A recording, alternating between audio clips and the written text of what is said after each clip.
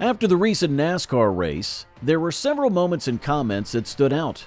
One of the most interesting was a radio comment made by Richard Childress. Childress said on the number 8 team radio, "We are in trouble. We have got to get some race cars, period." So, what's really going on at RCR and how bad is it? Let's find out in today's episode.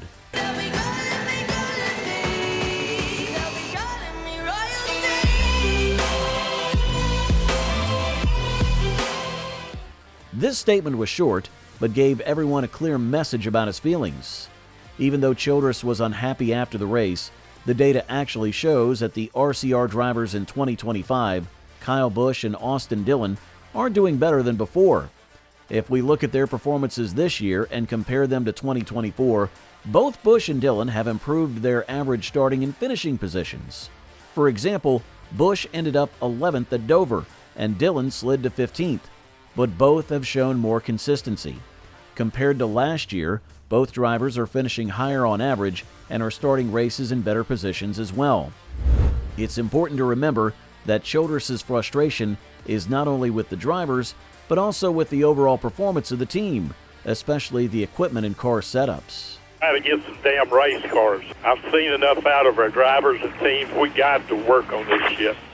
Richard Childress's public criticism appears to be aimed at motivating his team. Experts, including drivers from other teams, believe Childress wants his engineers, mechanics, and everyone involved to step up. Denny Hamlin, another top NASCAR driver, commented on a podcast that Childress was probably not pointing at only the drivers. Instead, Childress might be calling on his entire crew to give the drivers better cars, maybe by improving the engineering, using more accurate simulations, or solving problems with tires. NASCAR is a team sport, and a car's performance can depend on hundreds of small details, from engine parts to aerodynamics to computer software used for planning each race. Then we have Kyle Larson and his recent struggles. Earlier in 2025, Larson looked unstoppable, winning 3 races in the first 12 starts and collecting 8 stage wins. However, things changed rapidly after the double, his attempt to race both the Indianapolis 500 and the Coca-Cola 600 on the same day. Crashing out of the Coca-Cola 600 marked the start of a tough patch. In the last 8 races, Larson had 3 top 10 finishes and only 1 top 5. He finished 36th at Mexico City race after starting 6th and running the fastest lap early. His average finish in this period was 19.75, about 10 positions worse than his average during the first 12 races. In some races, he finished as low as 35th. Despite the challenges, Larson is staying positive and says that tough streaks can lead to improvement in the long run. The most recent NASCAR weekend at Dover Motor Speedway gave us a lot to talk about. The events began with a strong headline. Denny Hamlin also shocked many with a sharp and mysterious comment about the ongoing lawsuit involving his team, Front Row Motorsports and NASCAR. When asked about running as an open team and potential issues with Tyler Reddick's contract clause, Hamlin chose not to give details, but firmly said, come December the 1st, all will be exposed. I don't have any direct comment to that. All I can tell you, and this will just be my blanket answer for all questions about this, is that if you want answers, you want to understand why this is all happening, come December 1st. You'll get the answers that you're looking for, and all will be exposed. With the case scheduled to possibly go to trial in December, fans and media alike are now waiting to see what secrets might come out.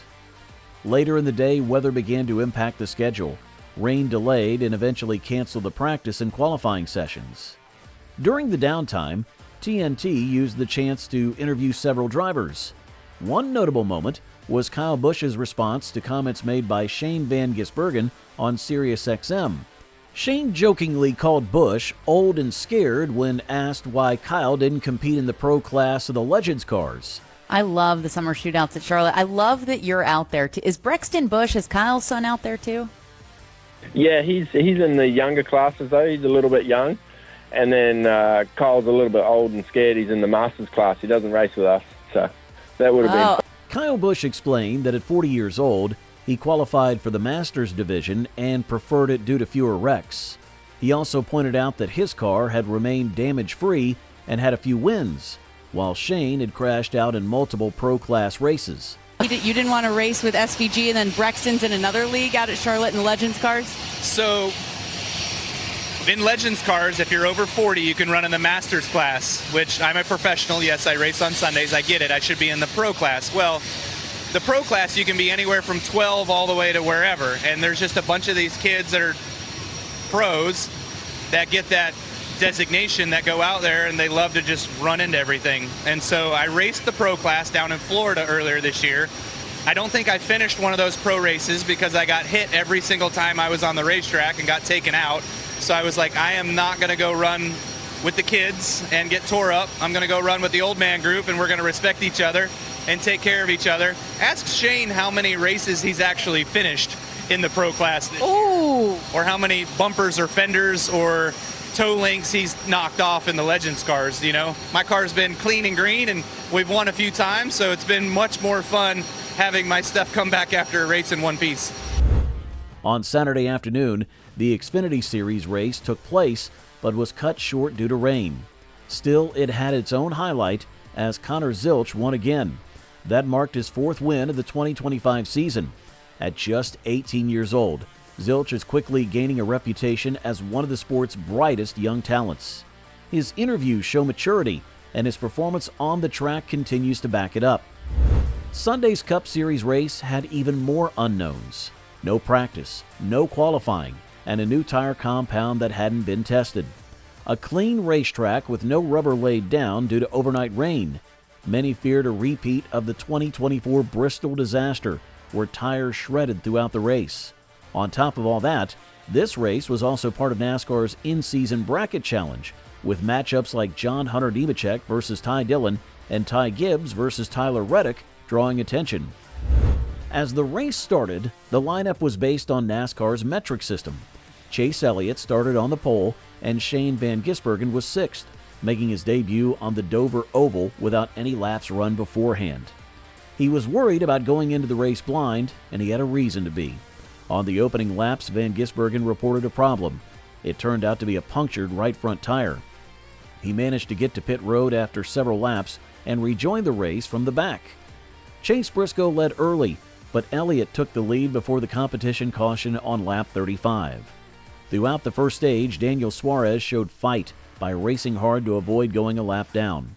That battle slowed Elliott just enough for Christopher Bell to close in, but Elliott still won the stage, followed by Bell, Hamlin, Byron, and Bowman.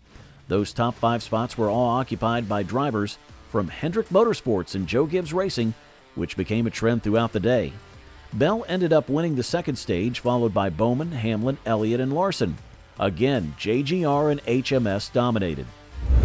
In the final stage, Christopher Bell spun early, but no other cars were involved. Logano then got aggressive with Chastain, pushing him up the track.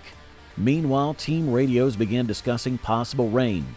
With rain threatening again, drivers pushed hard in the closing laps. On lap 385, Chastain hit the wall and spun, bringing out another yellow. Then rain returned, causing a 56-minute red flag.